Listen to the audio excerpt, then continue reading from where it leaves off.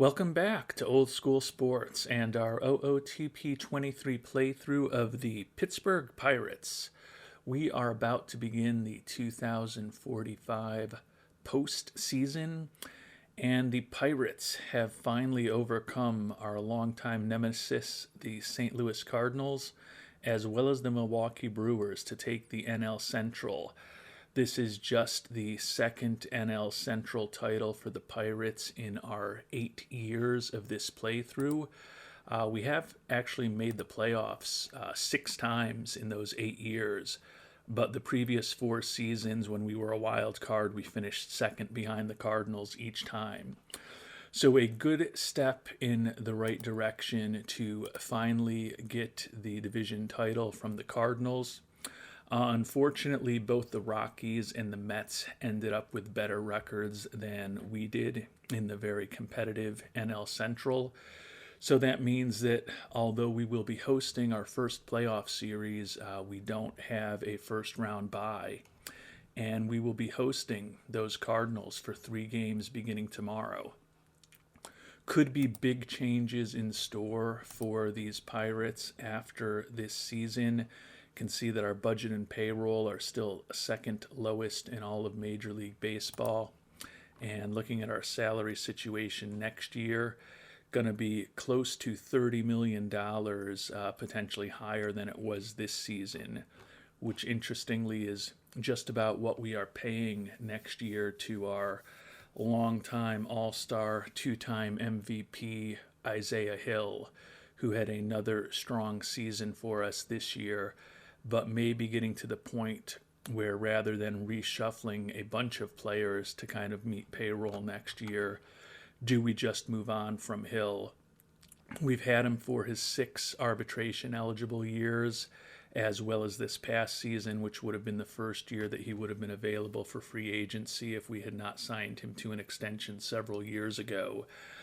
But the dollar amounts are getting to a point that unless we have a significant uptick in our finances from the $150 million budget that we're at today, it's going to be very hard to keep him, which makes the opportunity we have ahead of us, where we have a home field advantage for the first time in the playoffs in, I think, 7 seasons. The last time we had a real home field advantage was when 2039, when we won our other NL Central title and we had a first round bye. Actually, I do think one of these 4 years we did have home field advantage for a wild card series, and I believe we still lost 2-0. So hopefully we can do better than that with home field against the Cardinals, who are a team that we are extremely familiar with. And the Cardinals, just by way of comparison, if I could actually pull up the Cardinals, have the largest budget in baseball and the 4th highest player payroll in baseball. So their $265 million payroll is significantly higher than what we are dealing with here with the Pirates. In fact, you can see it's about $190 million more than what we are dealing here with the Pirates. So going to be a battle for us, even though we have got home field advantage. We'll see if we can get past the Cardinals and maybe make a run with this team. And as I mentioned, it could be the final run with Mr. Hill. And as we look at our playoff roster, we're going to go with 12 pitchers and 14 position players. So unfortunately for the rookie Juan Bin Daoud, that means he's going to be moved off the roster. 5-7 record with a 4.76 ERA and 117 and a third innings. Did start 12 games for us at the beginning of the season, and then we moved him into the pen. Was somewhat more effective in the bullpen, but still is not one of our top pitchers yet. So he is going to leave the playoff roster, and that'll open up an opportunity for us to put another position player on the team. And normally it wouldn't be very hard to figure out the 14 players on our team, but our starting first baseman, Luis Flores, out with a torn hamstring, so we will not have him for the playoffs. And that means that the final spot on the roster is going to either utility man David Green. Like the fact that he can play a lot of positions for us. He can lay down a bunt. He's got some speed. And he did hit 293 in the small sample size of 41 at-bats after we brought him up in September. Or Joel Fields, another youngster who was our number one pick 2 years ago, split the year between AAA and the majors, did hit 260 in the majors, only 4 home runs in 173 at-bats. A little surprised we didn't get more power out of him. Great personality.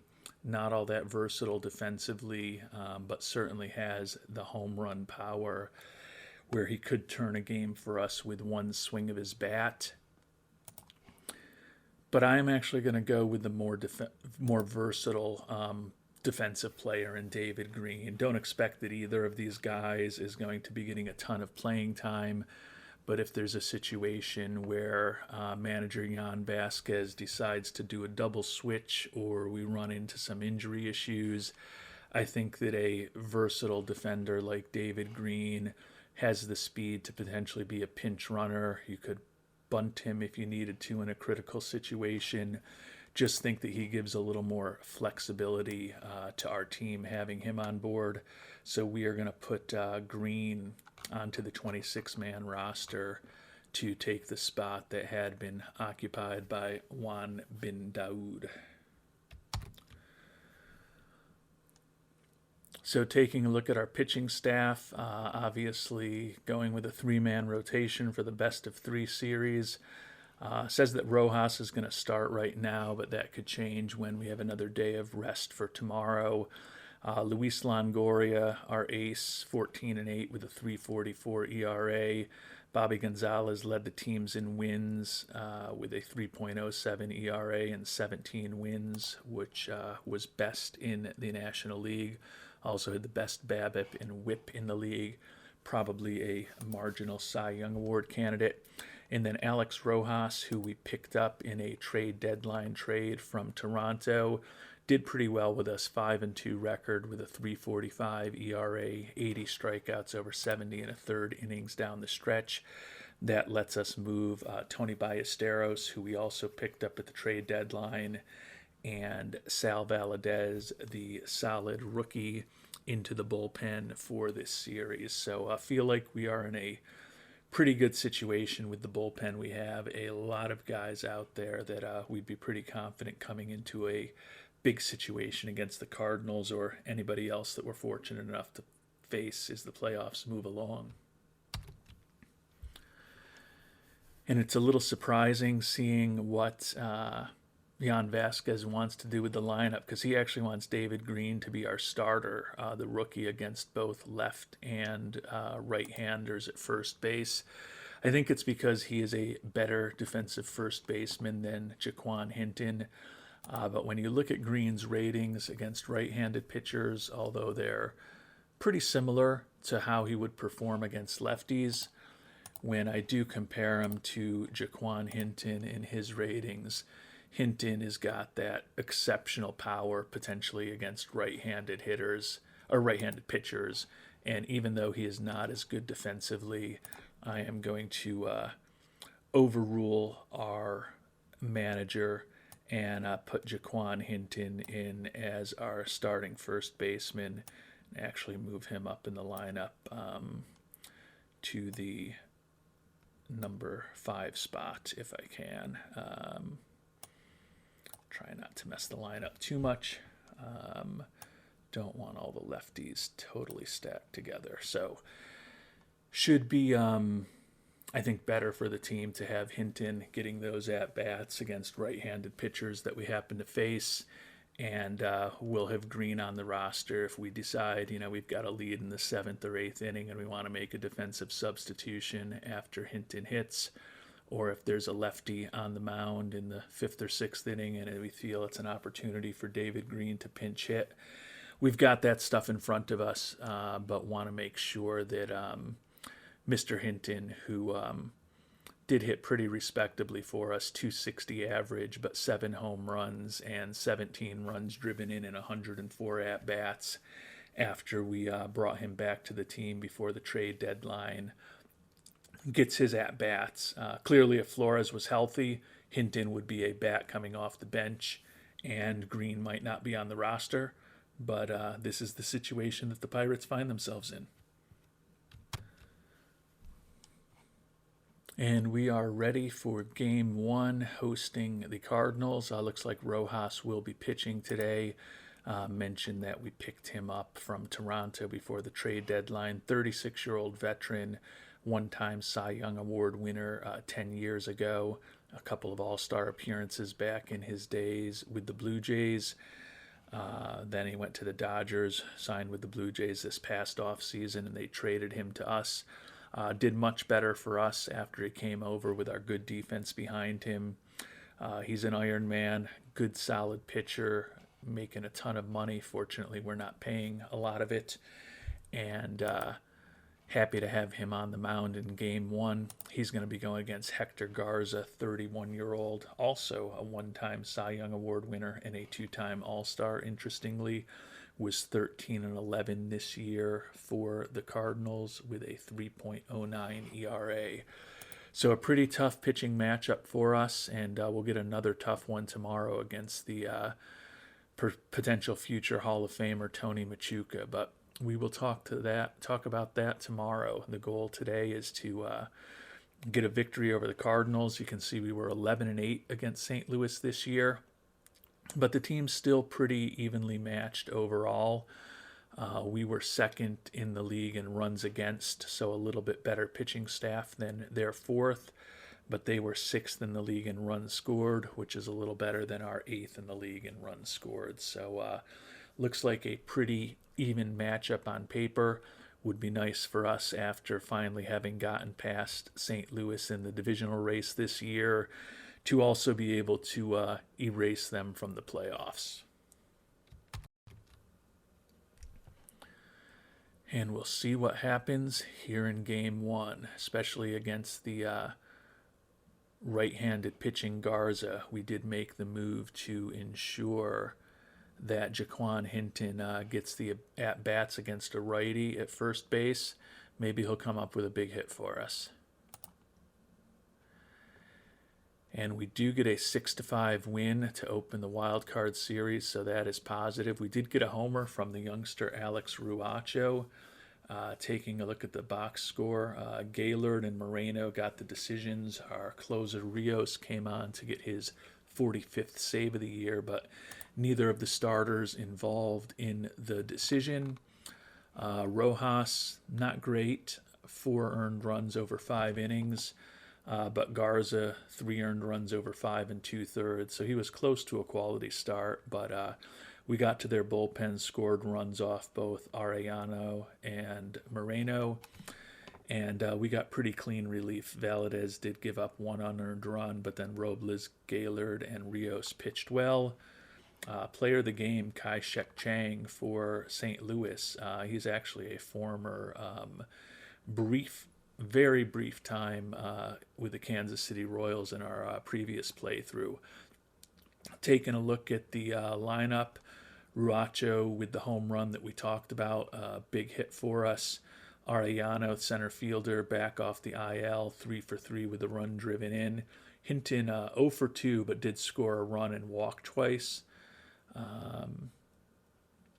Hill was 1 for 4 in what could be his final playoff series with the team, but 2 errors from Willie Medrano at third base, so good that we overcame that. You can see we were down for a long time. They took a 4-0. They actually took a 5-0 lead on us, and then in the bottom of the 6th, we finally scored back, scored runs in the 6th and 7th to make it close, 2 in the 8th to take the lead. And then Rios came on, allowed 1 hit while striking out 2 in the 8th to close things out. So speaking of closing things out, that's what we will try to do in Game 2 of the series tomorrow. Our ace, Luis Longoria, on the mound. He's fragile, but we have nursed him through 3 consecutive seasons. His 180 and a third innings pitched this year were the most of his career. 244 strikeouts were actually the least of his career in a full season, at least. I don't think his other season was quite full. Yeah, those first 2 seasons he did have some injury issues and was not out there every day for us. But a 14-8 record, 3.44 ERA for the 2-time Cy Young Award winner.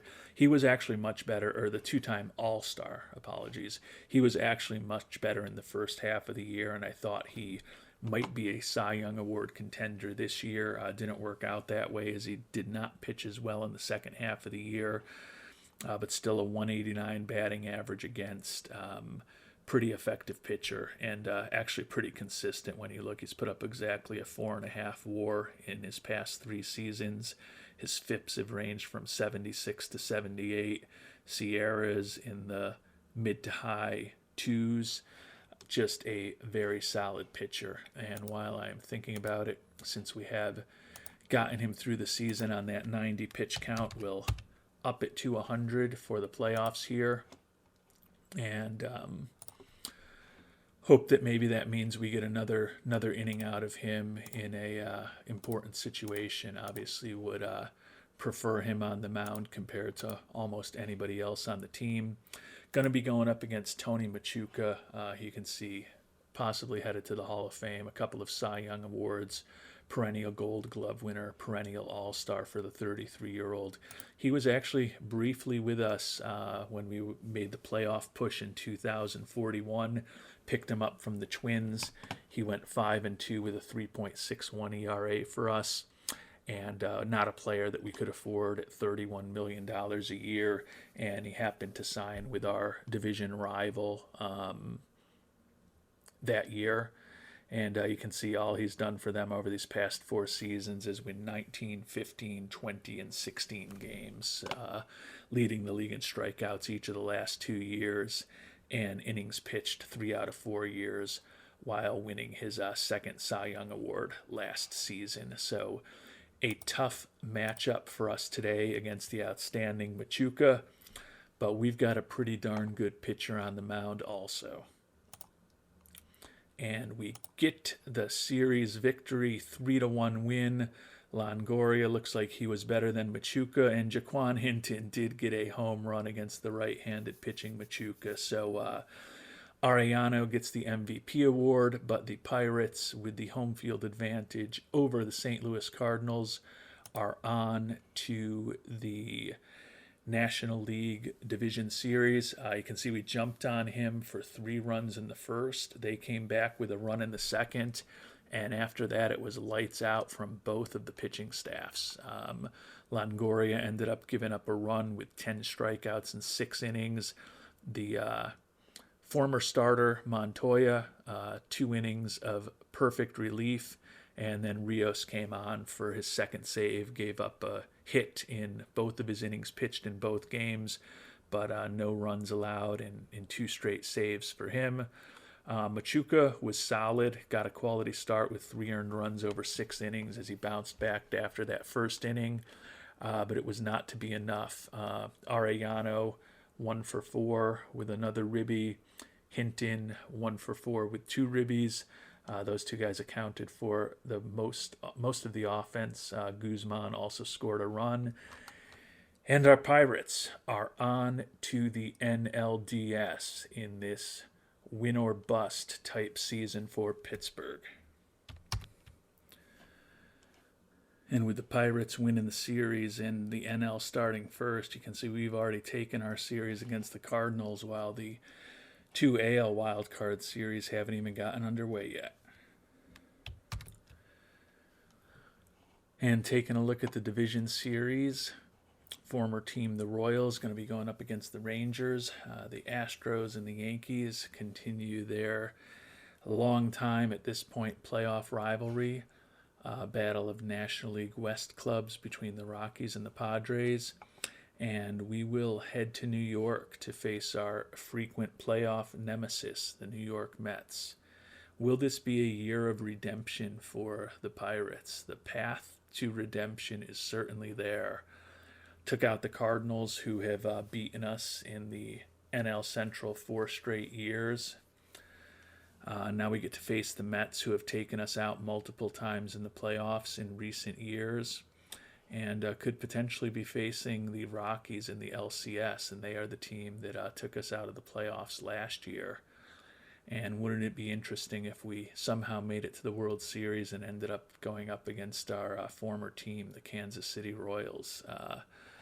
That would be a real interesting path, and obviously would love to see it happen, because it would mean that these Pirates are going to finally get past the NLCS, which we've only made once in these 8 years, and get all the way to the World Series. But got a lot of work to do that, and it's going to be a tough matchup against the Mets, who once again have the best pitching staff in the National League. Our pitching staff has been excellent for the last several years, but typically the Mets have been better than us, and they are once again this year.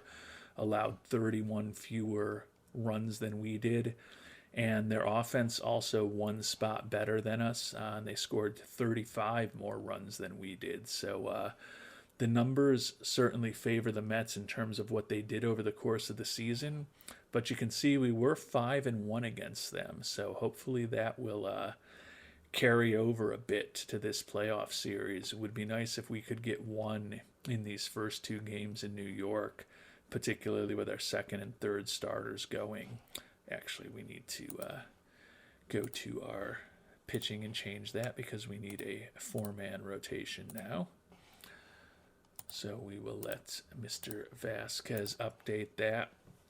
And Tony Ballesteros, the other trade deadline acquisition along with Rojas. We brought in a couple of solid veteran pitchers in Ballesteros and Rojas to enable us to get some of the youngsters out of the back end of the rotation, given that this is a year we felt like we were going to do everything we could to possibly go for it. So if we get to a Game 4, Ballesteros will likely be on the mound. But before that, we've got to win at least one of games 1, 2, and 3 to get to Ballesteros.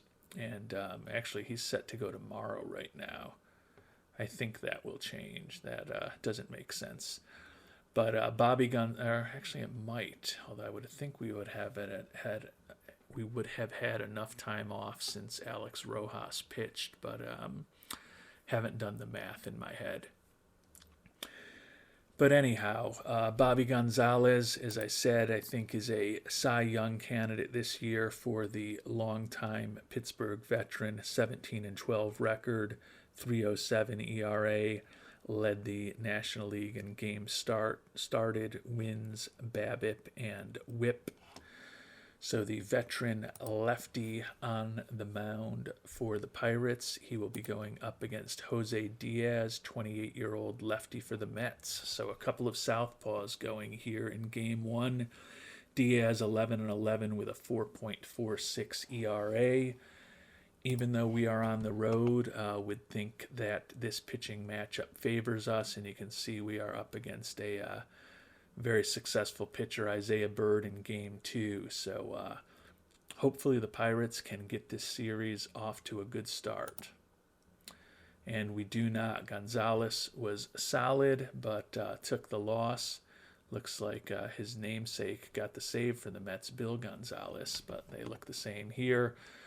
Shortstop Tony Cota hit a home run for us for our lone run, but a 3-1 loss for the Pirates in Game 1 of the NLDS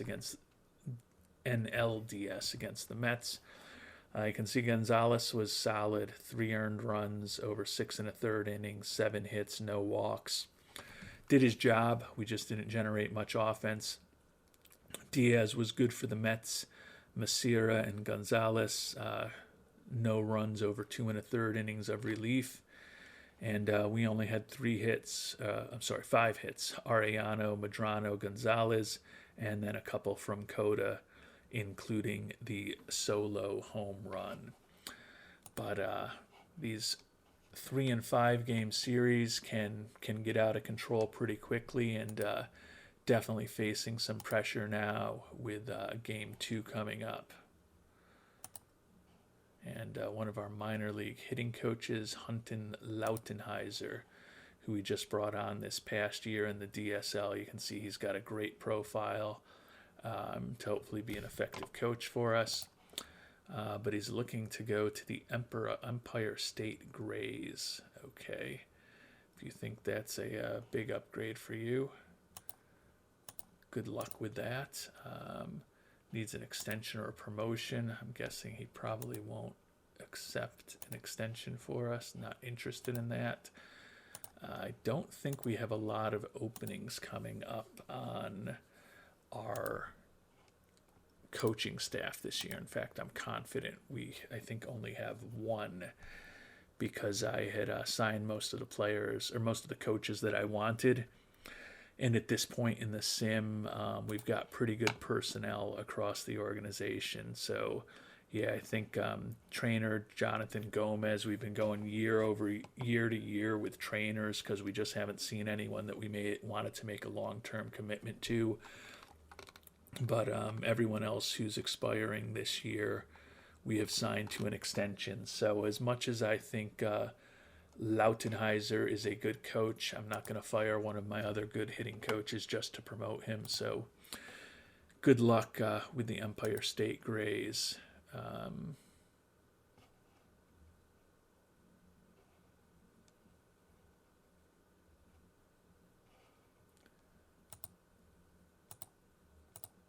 We've got bigger things to worry about than that. As I mentioned, Tony Ballesteros will be on the mound for the Pittsburgh Pirates in this critical game. 2 was 6-0 when he came over to us from Atlanta.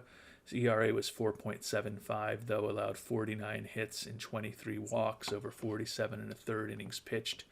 So the extreme ground ball pitcher was not particularly effective for us. And I'm going to be going up against Isaiah Bird, 32-year-old, one-time All-Star. Looks like he might have had a career year this year with a 16-6 record, league best 2.49 ERA. And it definitely was a career year because this is the one All-Star season he has in his career. Another ground ball pitcher, another lefty. So Mets with lefties throwing at the Pirates 2 games in a row. Let's hope we can get some more runs off of Isaiah Bird than we did in Game 1 off of Jose Diaz. And we do get more runs, 4-3 victory. Rios with the win in relief. Bobby Gonzalez, who got the save yesterday. Looks like we scored off of him. Isaiah Hill and Alex Ruacho, both with home runs for Pittsburgh. Mets jumped out to a 1-run lead. We went up 3-1. They tied us at 3 in the 8th. Went into extra innings. We got a run in the 10th and then held them in the bottom of the 10th. Henry Gonzalez, the former number 1 overall pick, run-scoring single in the 10th to put us up. So we did our job. We got one of the 2 games in New York, and now we're headed to Pittsburgh. You can see Ruacho, a nice game, 2 for 5 with a couple of ribbies. Hill had that solo shot. Henry Gonzalez also drove in that huge run in the 10th. Looking at the pitching, Ballesteros was good, 1 earned run over 5 innings. Valadez in relief allowed 2 earned runs over 2 innings, so not so good there. Wright blew the save, giving up 3 hits in 2/3 of an inning. Gaylord seemed to stabilize things, and then Rios with 2 innings of perfect relief to eventually get the W. Bobby Gonzalez also 2 innings of relief for the Mets, and we obviously got the run off of him in the 10th. Tony Ballesteros was the player of the game, and Mets shortstop Ricky Ariza hurt while running the bases. Not sure how long he'll be out for, but defensively that would be a pretty big loss for the Mets. But we've got an off day between now and the first game in Pittsburgh, so who knows what will happen. So we will get ready to head back to Pittsburgh for Game 3 of this series. As I said, we did our job in New York, got one game, and now we're going to prepare for critical game 3. We've got our ace, Luis Longoria, on the mound. The Mets will be countering with Danny Negron, another left-handed pitcher from the Mets. 3 lefties in a row. He was 10-5 this year with a 4.02 ERA. Youngster, just 24 years old. This was his rookie season. I would have to think that this is our opportunity right here. We've got the best pitcher on our team on the mound against a rookie making his playoff debut. We are at home. Feels like this is one that the Pirates are going to need to get if we're going to be able to win this series. And unfortunately, another pitcher's duel, 3rd in a row, and the youngster Negron got the better of the Pirates and Longoria. We scored our 2 runs on solo homers from Alex Ruacho and Arturo Arellana. Bill Gonzalez, as he always is in this series, involved in the end. So we are up against it now. And best case scenario, we're going to have to win a Game 5 on the road to get to the National League Championship Series. I mentioned already Ruacho and Arellano with the solo home runs for us. Mets took a 3-1 lead. We came back with those solo homers in the 8th and the 9th, but it was not enough. Negron was excellent, no earned runs over 7 innings. We actually got to Gonzalez in both of those innings, but he still got the 2-inning save by preserving that 3-0 lead he was given, even though he gave up a solo home run in each inning. You know, Longoria did his job. 3 earned runs over 7 innings, 5 hits, 2 walks, 10 strikeouts. Valadez and Wright pitched 2 innings without allowing a run between them. But the 3 runs that the Mets picked up in the 4th and 5th innings was enough to unfortunately push our Pirates to the brink of elimination. Alex Rojas back on the mound for us in Game 4. Again, this is a guy who pitched well after we picked him up at the trade deadline. Going to be going up against Orlando Sanabria. Finally facing a right-handed starter, the 26-year-old was 12-10 for the Mets this year with a 3.58 ERA. Don't think there should be anything too interesting in the news. Oh no. Well, not really oh no, but Juan Bin Daoud is enjoying working with the less fortunate. So I'm guessing that means that shortly, if past precedent means anything, that he will be asking us to start a charity at some point soon, which I think I'm definitely going to do just to spite cheap, miserly Robert Nutting, even if it means that he's going to cut my budget more because I spent $16 million to start a charity. But I need to let that anger go. We've got something more important to focus on right now, and that's hopefully scoring some runs off of the right-hander Sanabria to send this series back to a decisive Game 5 in New York. I guess the hope for us is that perhaps finally facing a right-hander, Jaquan Hinton, may come through for us now that he's going to be back in the starting lineup. And it was not to be the case. So the season is over for the Pirates. Fall 3-1 to the Mets here in the NLDS. Ricky Rios, our brilliant closer, saddled with the loss. Have to see what that looks like. We did get a couple of homers from the youngster Henry Gonzalez. Homer from our catcher Nelson Ibarra. But was a tough series. 3 straight 1-run games in a 3-1 pitcher's duel in the first game of the series. But the Mets proved to be a little better than the Pirates. So after taking New York 5-1 in the season series, they much more importantly take us out 3-1 here in the National League Division Series.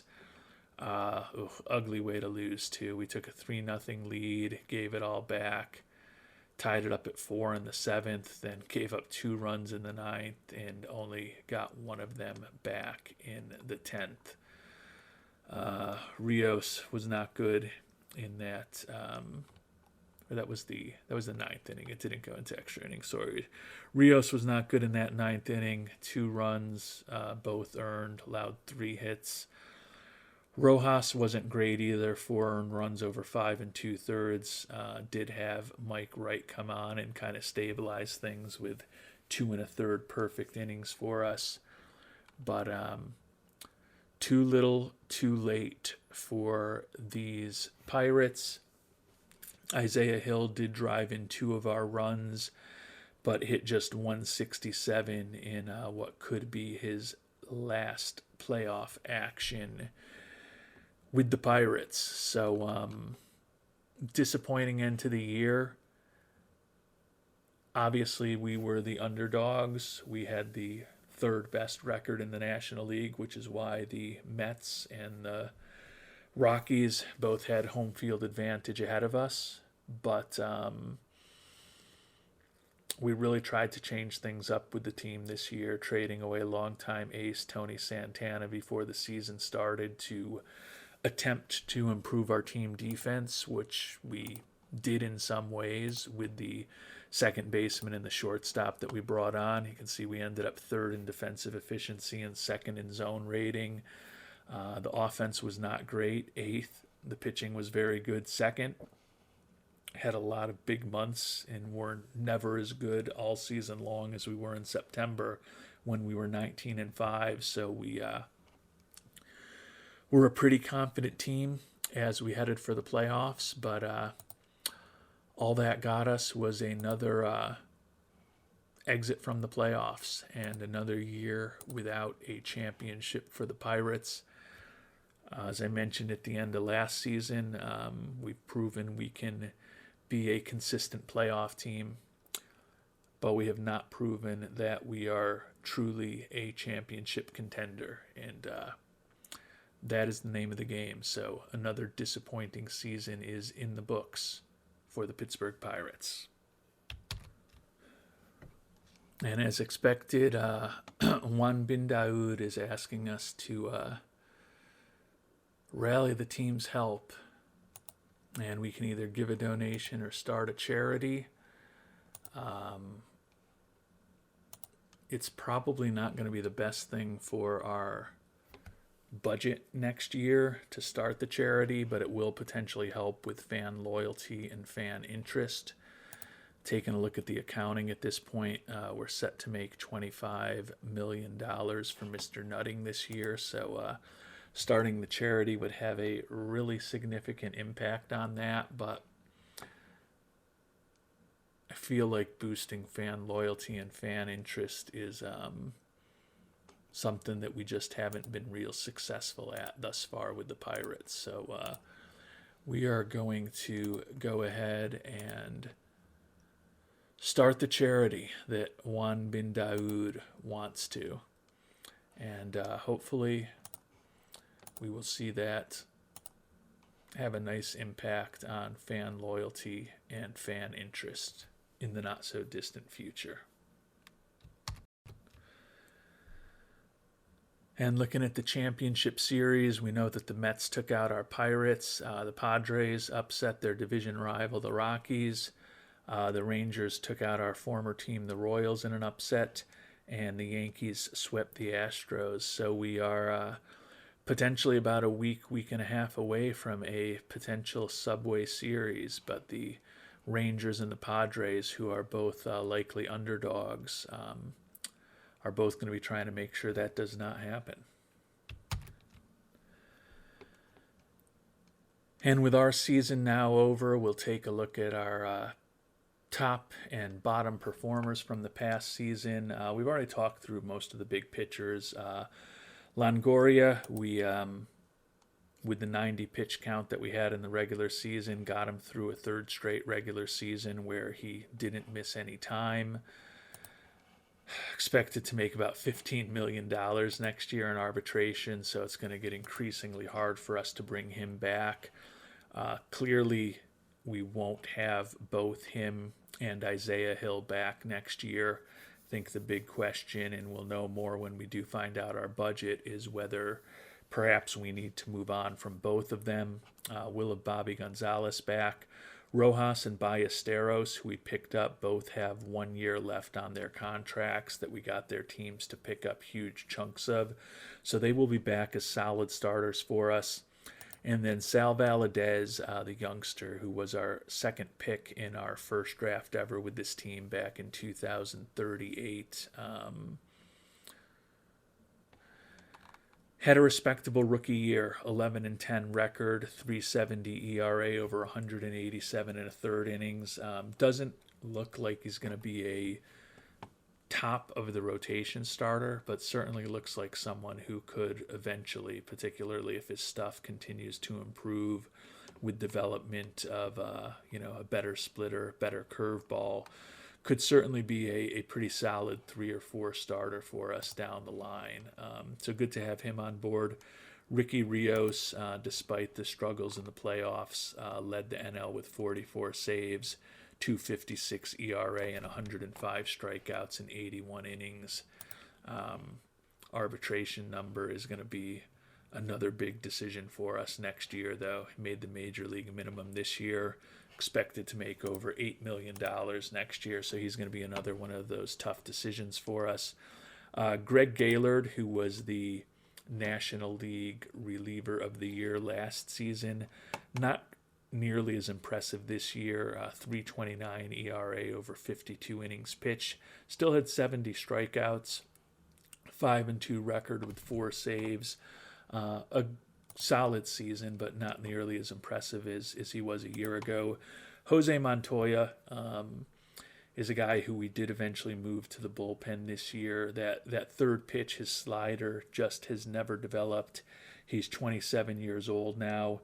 He was what we thought cornerstone of the trade when we gave away the brilliant young hitter Aguilar a couple years ago, I guess maybe 3 or 4 years ago at this point, to the Angels in that trade. Yeah, it was 4 seasons ago at this point, right before the 2042 season. We made that trade. Thought that Montoya could potentially develop into a big-time starter for us. You can see over the last 3 years a 4.08, 5.26, and 4.30 ERA while being exclusively a starter or starting a lot of games for us.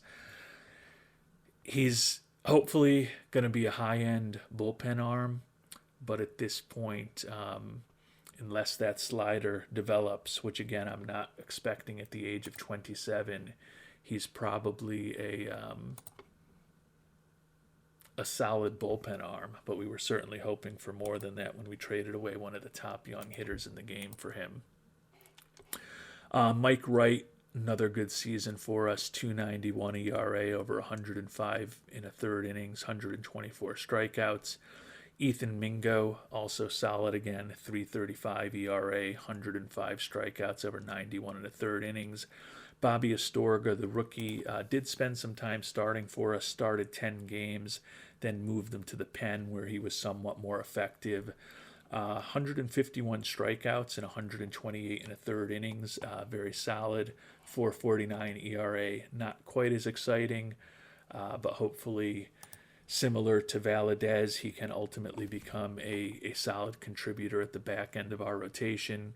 And then Danny Robles, respectable year, more than respectable, with a 3.00 ERA over 57 innings. A solid year from him. The other guy that I do want to check on is Juan Bin Daoud, who I had mentioned didn't end up making the postseason roster. But he did start 12 games for us, 5-7 record before we moved him to the pen, 4.76 ERA over those 117 and a third innings. So between Mr. Bin Daoud, Valadez, and Astorga, we did have 3 young pitchers up with the team this year that hopefully can play an even bigger role next season, particularly if we do end up having to move on from Luis Longoria this offseason. Turning to our everyday players, Nelson Ibarra is a big part of what we do with the pitching staff, but he has kind of, I think, actually regressed a bit offensively in terms of what we thought we might be getting from him when he traded for him from Texas just about 3 years ago. You can see only 8 home runs this year and 439 at bats, 223 average. Kind of his worst offensive season for us, and had a 0.0 WAR for the year. So despite his really good defense, his offense just so bad. 130 strikeouts in 439 innings that doesn't seem to have made a huge difference, although I still think with that catcher ability in particular probably is helping our pitching staff be very effective. Mario Quiroz, we kind of wanted to move on from him, but he ended up hitting 255 this year, 5 home runs and 141 at-bats, respectable defensively. He is going to be making $1 million next year, so that means it probably will be time next season when we are in a even bigger payroll pinch to potentially move Chris Rodriguez up. He just didn't hit too much in AAA, although he did get better as the year went on to finish 241, and Quiroz was certainly headed in the wrong direction over the course of the season after a fast start with his batting average. So I think Rodriguez will most likely be the backup next year to Ibarra. But, it's possible we could move on from Ibarra also, although his number is only 1.4 million. Feel like we've got 3 guys who would be really good defensive catchers and really good backups on our team, potentially. The problem is one of them needs to be a starter. David Green, we already talked about, hit decently in his call-up. Jaquan Hinton, we talked about, hit decently in the 2 months we had him. Bobby Guzman was one of the guys we brought on board to hopefully improve our defense while also giving us a little bit of offense at second base. Ended up being a respectable hitter, 262 average, 39 doubles. Still a below average OPS plus and WRC plus and only a 1.2 WAR. So a big drop off from him from the big season he had with the Marlins before we traded for him.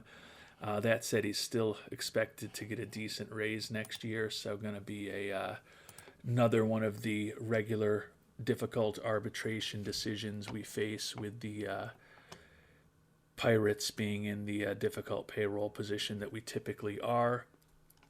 Juan Rivera has become a utility infielder for us, hit 269, pretty respectable offensively, has good speed, also pretty versatile defensively, can play second, third, shortstop in a pinch for us. So a pretty valuable guy coming off the bench.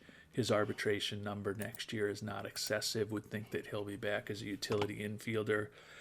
Same thing with Ethan Fox, who you probably do remember if you've been watching closely, was the other primary player that we got in the ill-fated trade of Aguilar along with Montoya, who we already talked about in the rotation. Thought that Fox might be able to become an everyday third baseman for us. Honestly, he's become a useful utility infielder. You can see he's pretty versatile. Hit only 240 this year, only 2 home runs and 192 at-bats. Took a big step backwards from the 286 and 284 batting averages he put up in his first 2 seasons that he spent part of in the majors. So he's still going to be making the major league minimum next year. He'll still be on the team as a backup infielder, most likely, but a backup infielder and a solid reliever for one of the top hitters in the game is definitely not a trade that's going to go down in the annals of Pittsburgh Pirates history as one of the wiser decisions made by their general managers. Willie Madrano, third baseman we brought on in a trade last year, hit only 235, but 21 homers, 65 ribbies. did not get quite the offense out of him that we would have hoped. His WAR, kind of where it's been historically.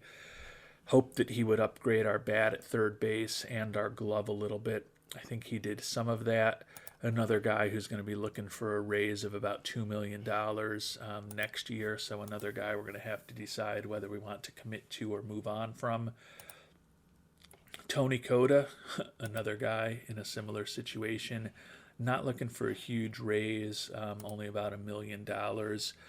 Love his glove at shortstop, but he really had a rough year with the bat. Hit just 209, 51 OPS plus, 45 WRC plus. You can see barely an above replacement level type player as the bat. It was just so bad this year. Only 24 walks in 473 at-bats. Or I guess more accurately, only 24 walks with 473 at-bats.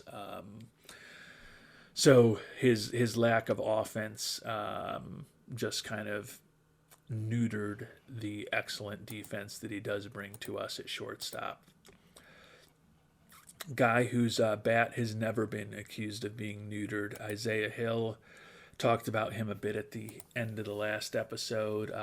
Had his worst year by any measure in his 7-year major league career this season, and he still had 42 home runs, 112 runs driven in, 100 runs scored, 138 OPS plus, 133 WRC plus, and a 4.6 WAR. As I've talked about, we may need to move on from him, given that salary is going to go up to $29 million next year. He's going to be 30 years old in a few days, and I guess his best days are behind him. I don't think there's any dispute about that, but he still seems like a guy who should, for the next half decade, be going out and hitting 35 to 40 homers a year. He's never not scored 100 runs or driven in 100 runs. Would love to be able to have him spend his whole career in Pittsburgh and see what we could do with him, see what kind of records he could set. Certainly seems well on his way to becoming the Pirates' all-time leader in home runs if we were able to keep him on board. But I just don't think it's going to happen. So what we do with him and what we can potentially get from Mr. Hill, the 7-time All-Star, this offseason will be really critical in terms of not just our success, hopefully next season, but really the direction of this franchise potentially for years to come. Arturo Arellano was a Rule 5 draft pick. I had to bring him up from high A ball to the majors. Has suffered injuries each of his 2 years with us, but has taken over as our starting center fielder, and this is going to go down as one of the better Rule 5 picks in our history. Not even 25 years old yet. Hit 283 this year with 23 homers and 360 at-bats, while also playing pretty good defense out in center field. Wild card game MVP or wild card series MVP, as we talked about when we won that opening series against the Cardinals. But glad to have him back on the team next year. I think we're still at the major league minimum for him next year, so that is one piece of good news. Ramon Herrera had been our starting center fielder until Arellano come around. And hit 278 this year, 5 home runs, 187 at-bats. Really nice player to have as a 4th or 5th outfielder, can play all 3 positions, decent range, enough of a bat that he's not an automatic out. He is going to be a free agent after this year, and he's not happy with his role on the team. Wonder what it would take to re-sign him. Only looking for a small raise, so he may be someone that we may be able to bring back potentially, even though he hasn't been happy being a 4th or 5th outfielder for us. Henry Gonzalez, former number one overall pick in our first year with the Pirates. Rookie of the Year, two-time All-Star, was a wild card series MVP a couple years ago. Has not become the huge bat that we hoped he would. We thought he was potentially a more versatile player than Aguiar, better defensively and with a more potentially well-rounded bat with his excellent eye than Aguiar would become. Clearly, we were wrong about that. I mean, we knew Aguiar was perhaps the best bat of our young outfielders, but we just felt he had the least speed and was the worst defensive player. But clearly, his bat is even more special than we would have imagined. Back to Gonzalez, though, 267 average. He's hit 271, 264, and 267 in his 3 years in the majors. So we kind of know what he is at this point. His home run totals have actually gone down each year, which isn't optimal. His 118 OPS plus and 117 WRC plus were the worst of his career, put up only a 2.3 WAR. So particularly if we move on from Isaiah Hill, it's going to be critically important that we get more out of Gonzalez. And I guess the only positive of the fact that he hasn't really burst onto the scene is that his arbitration number last year, despite having been a Rookie of the Year, is not really all that huge. And then Alex Ruacho, another one of those young outfielders we had in our system, picked him in our second draft with the Pirates as our number one pick, 4th overall. Hit 270 this year with 17 homers and 515 at-bats, first full year in the majors. Was a more productive offensive player, quite honestly, than Gonzalez this year. A little better defensively. Kind of feel that if we do move on from Hill with Gonzalez, Ruacho, we've got guys to cover left and right. We've got Arellano in center, and we can potentially bring Herrera back as a center fielder or as a fourth outfielder. So obviously losing Hill leaves a potentially giant hole in the middle of our lineup, but do feel that with the youngsters Ruacho, Gonzalez, and Arellano, we've got a pretty decent outfield. And for the fact that Gonzalez ended up as our DH most of the year, if we do move into a regular left field spot, keep in mind that we do have Joel Fields, who did not make our postseason roster. Another former number one draft pick by our team, the number 56 prospect in baseball, did not hit much at the major league level this year. Still looks like he's got some development to do, but he would be an obvious player who will be on our roster next year if we lose Isaiah Hill. And you can see with Fields, Arellano, Gonzalez, Ruacho, and potentially Herrera, we'd have a decent outfield coming back. The issue is that we would somehow need to figure out a way to get some more offense out of our infield if we move on from Hill, because we were middle of the pack in the National League in scoring this year, and clearly moving on from by far our best offensive player will leave a major hole in the lineup that we'll need to figure out how to fill if we're going to remain competitive next year. So we are definitely going to have some huge decisions to make in our next episode when we kick off the off season, start thinking about arbitration, start thinking about who we may need to trade and move on from, and kind of see what our salary situation is. But before we get to that next episode, we've still got to find out who the world champions are. And it will not be a Subway Series as the Rangers continued their run through the playoffs, upending the Yankees in a 7-gamer. So the Rangers will be taking on the Mets in the World Series. Big news for our team while all of that has been going on. We did announce the new Pittsburgh-based charity that Juan Bin Daoud asked us to form. Robert Nutting claims that he was a very supportive guy of this, and I guess he ultimately did write the $16 million check for it. So taking a look at our front office, that did move our fan loyalty from pathetic to poor, and we did get a 10-point bump in fan interest. So at least for the near term, it has helped us out. Now, clearly, if we are to move on from the extremely popular Isaiah Hill homegrown talent, that could very well cost us all of the gain in fan interest that we've experienced. But that is the nature of being a team like the Pirates, and not really getting this figured out as well as I would have hoped.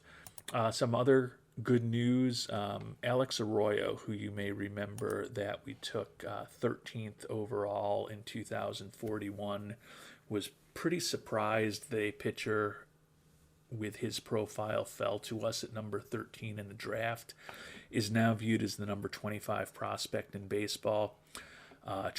Just recently turned 23, finished up the year in Double-A, where he went 13-5 with a 2.88 ERA. Won the Pitcher of the Year award. He is a fan favorite, already popular with the team. Gonna be starting next year in Triple-A. You can see he's still got a little work on his stuff control, his fastball, his cutter, and his curve, according to our scout. But he certainly looks like someone who could potentially be a front of the rotation starter for us, which if we do end up potentially also having to move on from Luis Longoria, who of course is also extremely popular, there is potential that Arroyo could be a big-time replacement for him, either late next year or certainly in 2047 season. And while we're talking about Arroyo, we'll take a quick look at player development. Minor league system still ranks 4th overall. We obviously already talked about Arroyo. Number 6 prospect in baseball is Julio Castillo, international free agent signing from 4 years ago. Another outfield bat for us, split this year between high A ball and Double-A, 277 with 14 home runs in Double-A, 25 homers overall on the year. Certainly looks like he could develop into another good major league hitter. I would say more similar to a Ruacho or a Gonzalez than a all-time type hitter like Isaiah Hill or the aforementioned and unfortunately departed Angel Aguilar. But Castillo certainly looks like someone who could be helping us down the line not too far. Luis Ibarra, international free agent signing just last season, number 62 prospect in baseball, still at the international complex. Sergio Brown, guy we picked 1st overall out of Oregon State last year, number 63 prospect in baseball. You may remember he was a starting pitcher that we thought looked better as a potential batter and a potential catcher. Certainly looks like he's going to be a solid defensive catcher. The bat, though, does not look incredible at this point. Hit just 207 in A-ball this year. Did have 10 home runs. Looks like he will potentially have decent home run power, but not as good a prospect as we perhaps hoped when we drafted him. Juan Munoz, second baseman, was a scouting discovery a few years ago, number 90 prospect in baseball. He's a 20-year-old who hit 290 this year in rookie ball. Obviously exceptional speed, great bunter, not the best defensive player in the world, but looks like he could be a interesting bat, just doesn't have a lot of power and is not going to walk very much, but still a guy who could definitely be a contributor for the Pirates down the line. We'll also take a look at 3 prospects who are also in the top 120 and then spare you from any more details. Alex Sanabria, another scouting discovery, 20-year-old, hit only 219 in rookie ball this past year, but looks like he could be a decent third baseman down the line. Danny Pietri, international free agent signing from a couple of years ago, only moved him from the complex to rookie ball in the DSL this year. Definitely held his own, hitting 277 and 177 at bats. Looks like an excellent glove, great speed. Big question is going to be whether he can hit enough to be a everyday player in the majors. And then Jorge Gonzalez, another catcher, another international free agent signing. 19 years old, hit only a $181 in rookie ball this year, so probably a ways off. So feel like with Castillo and Arroyo, we've got two guys who should be helping at the major league level by 2047 at the latest. The rest of our top prospects are guys who are going to take a little longer to get there. Danny Calez is a guy who was in AAA this year, split the year between AA and AAA, 21 homers combined at the two levels. Former third-round draft pick who looks like he could be another solid corner outfield bat, but not a brilliant bat, but could certainly be a useful major leaguer for us. And the New York Mets have won another World Series championship. They took us out of the playoffs and then took out both the Padres and the Rangers 4-2 in the NLCS and the World Series. So the New York Mets are your 2005 World Series champions. And before we finish the episode, we will find out that exciting news of what our budget will be next year. Looks like we had some other good awards from some of our minor leaguers, some of whom we haven't mentioned yet, so we'll check in on that. Sholem Herrera, Eastern League Player of the Year for the second baseman, hit .354. Not a ton of power, but 52 doubles and 100 runs scored for him. Not much power at all, but he does pretty much look like he's as developed as he's going to be. He's a 28-year-old who we picked up in a trade with Miami. Probably need to move him up to AAA next year. At his age, clearly don't think he's a big-time prospect. Looks like he could be a pretty good contact hitter. The issue is he just really does not have a position to play, and I don't know that the bat is good enough that we'd want him as a DH. But certainly, if you hit .354 in AA, that's going to get you some attention. Franklin Renteria down in the FSL, 15-6, his first full year of A-ball. Likely would see him in high A or more likely AA next year. Got some posted players from Korea, none of whom we will be able to afford or compete for. And then Billy Salinas from AAA Indianapolis, another kind of older guy, not much of a prospect, but 6-6 record, 34 saves, and a 2.10 ERA. He is a guy who minor league free agent signing a couple of years ago, and you can see he was actually in our system before that. Like the fact that he's got a good personality. Not really a major league prospect, but he did have a nice year for us in AAA. Some posted players from Japan that we won't be able to compete for. Arbitration period begins. Off season begins. We knew that our team trainer was leaving. Tony Ballesteros did meet that vesting option, but fortunately his former team will be paying a big chunk of that for us, so that is okay. I believe that is the case. Let me just check here. I guess I could have looked at his sheet. Yeah, still no actual salary for him next year, even though the contract is $13.7 million. So the Braves just wanted to get a prospect for him and get out of that contract, which really worked out well for us. And if you were looking with an eagle eye, you would have seen the same thing I did and know what our budget is for next year already when I was flipping through those screens. But we'll find out together formally in just a second. Before then, reviewing the season goals. Nutting, happy that we were in the playoffs. Happy that we improved our defensive efficiency. upset that we did not re-sign Alex Vasquez, who looks like he did take advantage of the elevation and the thin air in Colorado to have a pretty resurgent season with the Rockies. Wants us to still improve attendance. Wants us to bring a championship to Pittsburgh. It's been 66 years. I think his math is a little wrong there.